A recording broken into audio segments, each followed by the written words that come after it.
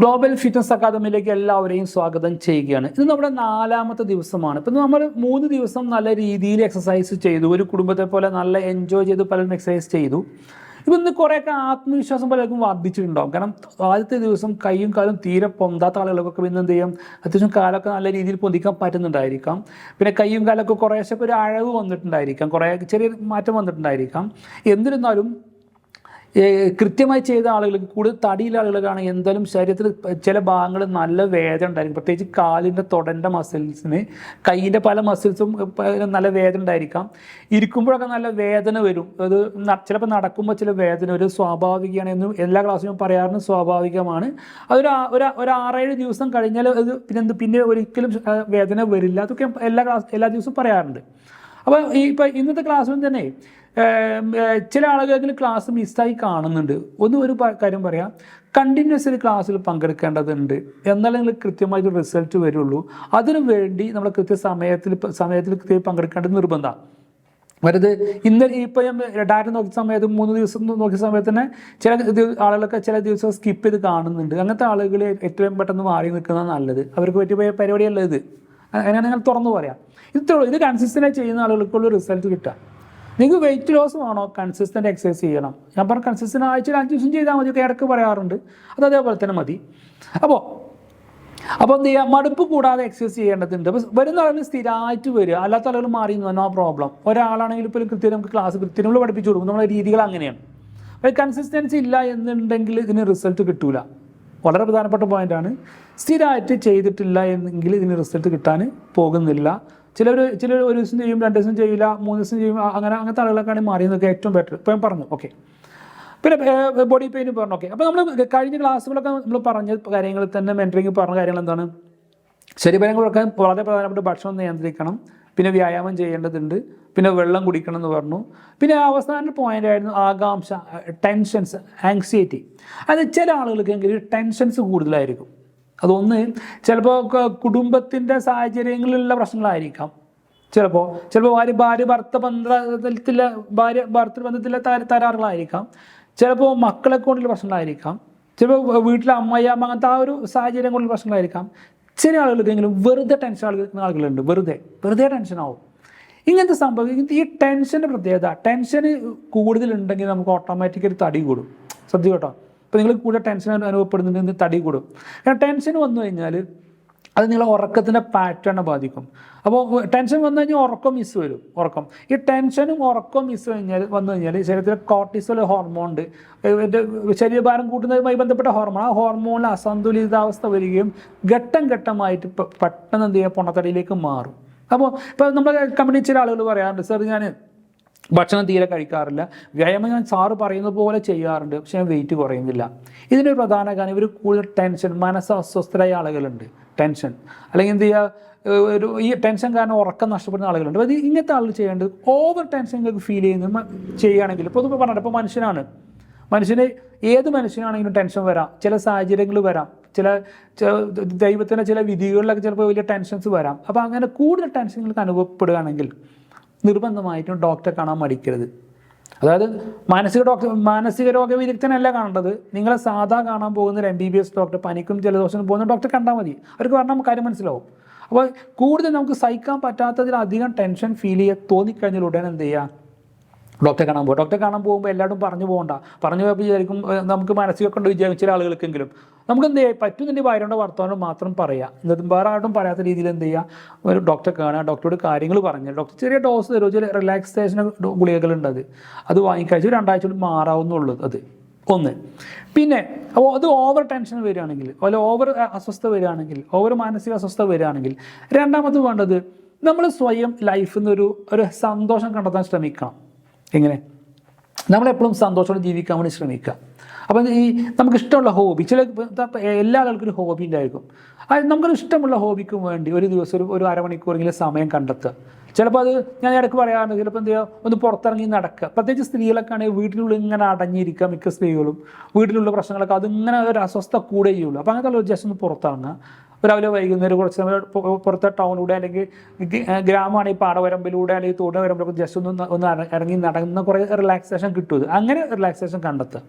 അങ്ങനെ. അപ്പോൾ ടെൻഷൻ എന്ത് ചെയ്യുക, ടെൻഷൻ കൂടിയ ടെൻഷൻ ഉണ്ടോ, ടെൻഷൻ അതിനുള്ള സൊല്യൂഷൻ നിങ്ങൾ സ്വയം കണ്ടെത്തേണ്ടതിന് കൂടുതൽ പ്രശ്നമാണ് ഡോക്ടറെ കാണുക. അല്ലെങ്കിൽ എന്ത് ചെയ്യാം, പിന്നെ ഒന്ന് പറയണത് ഒരു ഇത് ടെൻഷൻ നമ്മളോട് തന്നെ പറയും എനിക്ക് അസ്വസ്ഥതകളൊന്നുമില്ല, എനിക്ക് ടെൻഷനില്ല, എനിക്ക് ടെൻഷനില്ല, അങ്ങനത്തെ ഒരു മാനസികാവസ്ഥ കൊണ്ടുവരിക.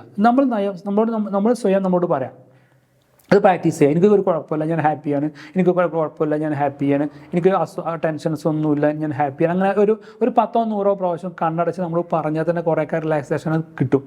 അപ്പോൾ ഈ ടെൻഷൻ നിർബന്ധമായും നിയന്ത്രണത്തിൽ വരുത്തേണ്ടതുണ്ട്. ടെൻഷൻ കൂടിക്കഴിഞ്ഞാലും വെയിറ്റ് കൂടാൻ സാധ്യതയുണ്ട്. ഇപ്പോൾ ഞാൻ നേരത്തെ പറഞ്ഞ ചില ആളുകൾ പറയും, ഞാൻ പറഞ്ഞില്ല സാർ ഭക്ഷണം കഴിക്കാറില്ല, വളരെ കുറച്ച് ഭക്ഷണം കഴിക്കാറ് തടിച്ചു വരികയാണ്. അതിൻ്റെ ഒരു കാരണം ഈ ടെൻഷനാണ്. ടെൻഷനും ഉറക്കവും തമ്മിൽ പരസ്പരം കണക്റ്റഡ് ആണ്. അപ്പോൾ എന്ത് ചെയ്യുക, ടെൻഷൻ ഓവറായി കഴിഞ്ഞാൽ ഉറക്കത്തിന് മിസ്സിങ് വരും. ഉറങ്ങിയിട്ടില്ലെങ്കിൽ ഉറക്കം തീരെ ഉറക്കമില്ലാത്ത ആളുകൾക്ക് ടെൻഷൻ ഇങ്ങോട്ട് മാറും. അപ്പോൾ അങ്ങോട്ടും ഇത് കണക്റ്റഡ് ആണ്. അപ്പോൾ അതൊന്ന് ശ്രദ്ധിച്ചു പോവാം. പിന്നെ വേണ്ടത്, ഈ എക്സസൈസ് മേഖലയിൽ ഇറങ്ങുമ്പോൾ കൃത്യമായി ലക്ഷ്യം, ഒരു ഗോൾ വെക്കേണ്ടതുണ്ട്. അത് ഓരോരുത്തർ തടിക്കനുസരിച്ച്. ഇപ്പോൾ ഉദാഹരണത്തിന് ഇപ്പോൾ ഒരാളൊരു 75-80 കിലോ ഉണ്ട്. അവർ ഒരു മാസം ഒരു പ്ലാൻ ചെയ്യേണ്ടത്, എനിക്ക് എന്തായാലും ഈ മാസം ഒരു 3 കിലോ കുറക്കണം, ഒരു ഗോൾ ലക്ഷ്യം വെക്കുക, ഒരു പുസ്തകത്തിൽ എഴുതി വെക്കുക. എന്നാണ് നിങ്ങൾ കോഴ്സിൽ ജോയിൻ ചെയ്ത് ആ പുസ്തകം അന്ന് മുതൽ ഒരു മാസത്തിൻ്റെ ഉള്ളിൽ പുസ്തകത്തിൽ എഴുതി വെക്കുക. അപ്പോൾ നിങ്ങൾ ജോയിൻ ചെയ്ത ദിവസം നിങ്ങളെ വെയിറ്റ് ഒന്ന് ഒരു പുസ്തകത്തിൽ എഴുതി വെക്കുക. ഇപ്പം ജനുവരി 1-ാം തീയതി ജോയിൻ ചെയ്തു, അന്ന് നിങ്ങളെ വെയിറ്റ് എഴുതി വെക്കണം. മനസ്സിൽ ഓർത്തിട്ട് കാര്യമില്ല, മിസ്സിങ് വരും. എന്നിട്ട് എന്ത് ചെയ്യുക, ജനുവരി 31-ാം തീയതി ആകുമ്പോൾ ഒരു മാസം കഴിഞ്ഞാൽ നിങ്ങൾ എത്രത്തോളം വെയിറ്റ് കുറഞ്ഞു എന്നുള്ളത് വിലയിരുത്തേണ്ടതുണ്ട്. ശ്രദ്ധിച്ചു കേട്ടോ, വിലയിരുത്തണം. അപ്പോൾ എത്ര കിലോ കുറഞ്ഞെന്ന് അറിയാം. അപ്പോൾ ഒരു 3 കിലോ ലക്ഷ്യം വെച്ചു, ഒരു 2 കിലോ എങ്കിലും കുറഞ്ഞിരിക്കണം വിചാരിക്കുക. ഒന്നും കുറഞ്ഞിട്ടില്ല എങ്കിൽ നിങ്ങളെ എക്സസൈസിൽ എവിടെയോ പാളിച്ചകളുണ്ട്, നിങ്ങൾ കോച്ച് പറയുന്നത് പോലെ ചെയ്യുന്നില്ല. അപ്പോൾ ജനുവരി നോക്കുക, ഫെബ്രുവരി നോക്കുക, മാർച്ച്, അങ്ങനെ ഓരോ മാസത്തിലും കൃത്യമായി വിലയിരുത്തേണ്ടതിനോ മാസത്തിൽ 1-2 തവണ നിങ്ങൾ വെയിറ്റ് ചെക്ക് ചെയ്യണം. കൃത്യമായി വിലയിരുത്തിയാൽ മാത്രമേ എന്തുള്ളൂ ഇത് എങ്ങോട്ടാണ് പോകുന്നില്ല മനസ്സിലാവുള്ളൂ. അവിടെ ചില ആളുകൾ അങ്ങനെ എക്സസൈസ് അങ്ങനെ ചെയ്യും, 5-6 മാസമൊക്കെ എക്സസൈസ് ചെയ്യും, പക്ഷേ വെയിറ്റ് കുറഞ്ഞിട്ടുണ്ടോ, ചിലപ്പോൾ ചില മാസം കൂടിയിട്ടുണ്ടാവും, ചില മാസം കുറഞ്ഞിട്ടുണ്ടാവും, അങ്ങനത്തെ കൺഫ്യൂഷൻ ആയിരിക്കും. അങ്ങനെ പിന്നെ ഉണ്ടാവരുത്. അപ്പോൾ ചെയ്യേണ്ടത്, അതിനു മുമ്പ് വീട്ടിൽ വെയ് മെഷീൻ വാങ്ങിയത്, വെയ് മെഷീൻ തൂക്കുന്ന ചവിട്ടിക്കയറുന്ന വെയ് മെഷീൻ ഉണ്ടല്ലോ, എനിക്ക് ഒരു 1000-2000 ഇടയിൽ നല്ല വെയ് മെഷീൻ കിട്ടും. ആ വെയ് മെഷീൻ വീട്ടിൽ എല്ലാവർക്കും ഉപയോഗിക്കാൻ പറ്റുന്ന സ്ഥലത്ത് വെക്കുക. വീട്ടിലെല്ലാവരും ഹെൽത്ത് നമ്മൾ മാത്രം നോക്കിയാൽ പോലെ വീട്ടിലെല്ലാവരും വെയിറ്റ് നോക്കണം.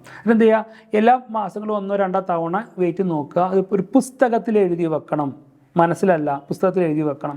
എന്നാൽ നമുക്കറിയാം നമുക്ക് വെയിറ്റ് ഈ മാസം അടുത്ത മാസം വല്ല വെയിറ്റിൽ മാറ്റങ്ങളുണ്ടോ, അല്ലെങ്കിൽ ഞാൻ 2 മാസം എക്സസൈസ് ചെയ്തു വെയിലൊന്നും കൃത്യം മാറ്റങ്ങളുണ്ടോ അറിയാൻ പറ്റും. അപ്പോൾ കൃത്യമായിട്ട് ഒരു ഗോൾ വെക്കണം. എന്നിട്ട് ആ ലക്ഷ്യം ഓരോ മാസത്തും കൃത്യമായിട്ട് വെരിഫൈ ചെയ്യേണ്ടതുണ്ട്. പിന്നെ ശ്രദ്ധിക്കേണ്ടത്, ചിലപ്പോൾ ആദ്യത്തെ ഒരു 2-3 മാസം വെയിറ്റ് നല്ലോണം കുറയും, പിന്നെ ചിലപ്പോൾ ചില ആളുകൾ കുറയുന്നില്ല.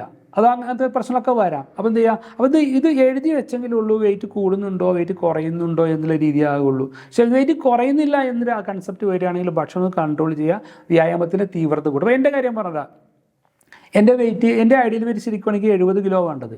പക്ഷെ ഞാൻ 68 കിലോൻ്റെ മുകളിൽ കൂടാൻ അനുവദിക്കാറില്ല. ഞാൻ എന്ത് ചെയ്യും, എല്ലാ മാസവും 1-2 തവണ അത് വെയിറ്റ് ചെക്ക് ചെയ്തിട്ട് 68 കൂടുതൽ ഏതെങ്കിലും മാസം വരികയാണെങ്കിൽ അടുത്ത മാസം എക്സസൈസ് ഒന്ന് കൂട്ടും, ഫുഡൊന്ന് കൺട്രോൾ ചെയ്യും. അപ്പോൾ പിന്നെ നെക്സ്റ്റ് മന്തോളം അത് ബാലൻസ് ചെയ്ത് പോകാൻ പറ്റും. ഇതൊരു ഗെയിമാണ്, ഇത് കൃത്യമായൊരു ഗെയിമാണ്. നമ്മൾ കൃത്യമായിട്ട് ഇത് ചെക്ക് ചെയ്യുകയാണെങ്കിൽ ഓരോ മാസം 1-2 തവണ വെയിറ്റ് ചെക്ക് ചെയ്യുക, ഒരു പുസ്തകത്തിൽ എഴുതി വെക്കുകയാണെങ്കിൽ നോക്കി നമുക്ക് മനസ്സിലാവും കൂടുകയാണോ കുറയണമെന്നുണ്ട്. കൂടുക തോന്നിക്കഴിഞ്ഞാൽ എന്ത് ചെയ്യും, ആ മാസം ഫുഡൊന്ന് കൺട്രോൾ ചെയ്യും, വ്യായാമം ഒന്ന് കൂട്ടും, അപ്പോൾ റെഡിയായി പോകുന്നത്. ഇതാണ് രീതി. പിന്നെ നെക്സ്റ്റ് ചെയ്യേണ്ടത്, നമ്മൾ എന്ത് പ്രോഗ്രാമിന് പോകണം, നമ്മൾ സ്യൂട്ടബിൾ ആയിട്ടുള്ള ഡ്രസ്സ് ഇട്ട് വേണം പോകാൻ. അടിച്ച് പൊളിച്ച് തന്നെ നല്ല ഡ്രസ്സ് ഇട്ട്. ഇപ്പോൾ ഇത് പല മതസ്ഥരും നിങ്ങൾക്ക് ഇഷ്ടം പോലെ ചെയ്യാനോ പ്രോബ്ലം. ഞാൻ എൻ്റെ അനുസരിച്ച് പറയാം, നല്ല ഡ്രസ്സ് ഇട്ട്, നല്ല കംഫർട്ടുള്ള ഡ്രസ്സ്, നല്ല ഷേപ്പിലെ ഡ്രസ്സ്, അല്ലെങ്കിൽ നല്ല ഭംഗിയിലെ ഡ്രസ്സ് ഇട്ടിട്ട് തന്നെ വേണം പോകാൻ. അപ്പോൾ ലൈഫാണ്, അത്യാവശ്യം എൻജോയ് ചെയ്ത് യാതൊരു തെറ്റും അതിൽ ഇല്ല. പിന്നെ വളരെ പ്രധാനപ്പെട്ട മറ്റൊരു പോയിൻ്റാണ്, നമ്മൾ എപ്പോഴും ഒരു യങ് മൈൻഡ് സെറ്റിൽ ജീവിക്കണം. അതെങ്ങനെ, ഇപ്പോൾ ഈ ക്ലാസ്സിൽ 35 മുതൽ 65 വരെ വയസ്സിൽ പല പ്രായക്കാരിലുണ്ട്. നമ്മൾ എത്ര 35, 45, 55, 65, നമ്മൾ എത്ര വയസ്സാണെങ്കിലും നമ്മൾ എന്ത് ചെയ്യുക, നമ്മൾ വയസ്സായിട്ടില്ല എന്ന് നിൽക്കണം. നമുക്ക് വയസ്സായിട്ടില്ല, നമ്മളെപ്പോഴും ഒരു ബിലോ 18 ലെവലിൽ മൈൻഡ് സെറ്റ് ചെയ്യാം. നമ്മുടെ മനസ്സിലാവുന്നുണ്ടോ? യങ് മൈൻഡ്സിൽ ജീവിക്കുക, എപ്പോഴും ഒരു ചെറുപ്പക്കാരനെ പോലെ, ഒരു ചെറുപ്പക്കാരിയെ പോലെ ജീവിക്കാൻ പ്രാക്ടീസ് ചെയ്യണം. അതിനാദ്യം മനസ്സിനെ ട്രെയിൻ ചെയ്യണം. എനിക്ക് വയസ്സായിട്ടില്ല, എനിക്ക് ഏജ് ആയിട്ടില്ല, ഞാൻ വളരെ യങ് ആണ്, ഞാനിപ്പോഴും 18 വയസ്സാണ്. ആ ഒരു മൈൻഡ് സെറ്റിൽ എപ്പോഴും ചിന്തിക്കുക. നമ്മളെ പ്രവർത്തികൾ അതേപോലെ ചെയ്യുക, നമ്മളെ പാർട്ട്ണറോടും അതേപോലെ പെരുമാറുക. ഡ്രസ്സിങ്ങിൽ പോലും നമ്മൾ എന്ത് ചെയ്യുക, ഒരു 18കാരൻ്റെ അല്ലെങ്കിൽ 18കാരിയെ ഡ്രസ്സ് തന്നെ ചെയ്യുക. വയസ്സായിട്ടില്ല, നമുക്ക് ആ മാനസികാവസ്ഥയിൽ നിൽക്കണം. ചില ആളുകൾ എന്ത് ചെയ്യുന്നു, ഒരു 50 വയസ്സ് കഴിഞ്ഞാൽ പിന്നെ പ്രമേഹത്തിന് ഡോക്ടർ മരുന്ന് എഴുതി തരും, അല്ലെങ്കിൽ ഷുഗർ മരുന്ന് എഴുതും. ആ മരുന്ന് പിന്നെ ഒരു സ്വയം രോഗിയായി മാറും. പിന്നെ കുടുംബക്കാരൊക്കെ എനിക്ക് ഷുഗറാണ്, എനിക്ക് എന്താ പറയുക, ഇന്ന അസുഖ ഗുളിക ഇത് ഒരു സ്വയം രോഗിയായി മാറുന്നൊരവസ്ഥയ്ക്ക് വരും. അങ്ങനെ ഒരിക്കലും ചെയ്ത് നമുക്ക് വയസ്സാകുന്നില്ല. നമ്മളെപ്പോഴും 18 വയസ്സുകാരിയാണ് അല്ലെങ്കിൽ ഇപ്പോൾ ഒരു 18 വയസ്സുകാരാണ് എന്നുള്ള മാനസികാവസ്ഥ അത് ജീവിക്കണം. ഇത് ചെയ്ത് നോക്ക്.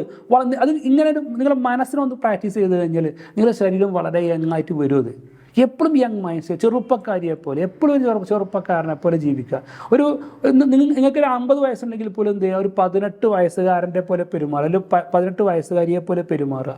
18 വയസ്സുകാരെ ഡ്രസ്സിങ് ഉപയോഗിക്കുക, 18 വയസ്സുകാരൻ്റെ മുടി ഫാഷൻസൊക്കെ ഉപയോഗിക്കുക. ഒന്നും തെറ്റില്ല, അങ്ങനെ ജീവിക്കുക. എപ്പോഴും യങ് മൈൻഡ്സിൽ ജീവിക്കുക. അപ്പോൾ ടോട്ടലി ഒരു ചേഞ്ച് നിങ്ങൾക്ക് ഫീൽ ചെയ്യും. ഈ യങ് മൈൻഡ്സിൽ ജീവിച്ചാൽ മനസ്സിനെ പറഞ്ഞ സെറ്റ്, മനസ്സൊന്ന് പ്രായം കുറഞ്ഞു കഴിഞ്ഞാൽ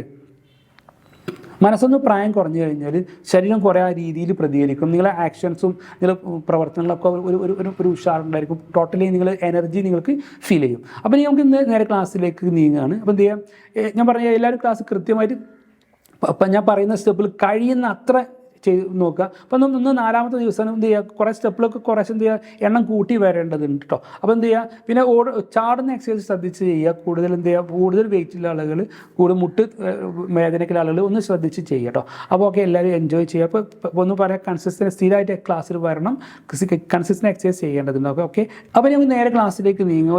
ഒരു 2-3 മിനിറ്റിൻ്റെ ഇടയ്ക്ക് ഞാൻ നേരെ ലൈവിലേക്ക് വരാം. ഓക്കെ, അതുവരെ ഒന്ന് റെഡി ആയി നിൽക്കണം. ഞാൻ ജസ്റ്റ് ഒന്നിൻ്റെ ഡ്രസ്സും സ്റ്റുഡിയോ ഒന്ന് സെറ്റ് ചെയ്ത് അയച്ചു കേട്ടോ. ഓക്കെ, വെയിറ്റ് ചെയ്യാം. ഓക്കെ.